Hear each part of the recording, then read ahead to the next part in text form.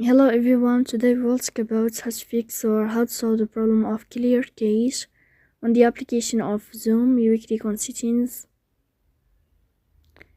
In this page, you will enter to apps, default apps, app settings. On above, you can search about Zoom and you will enter.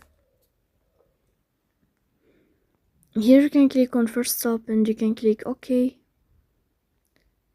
After that, you'll enter to the window of storage.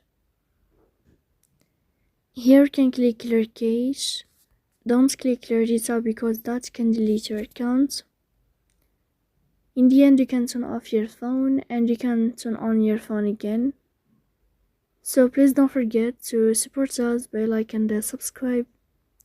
See you next time in another video. And thank you for your attention and your watching.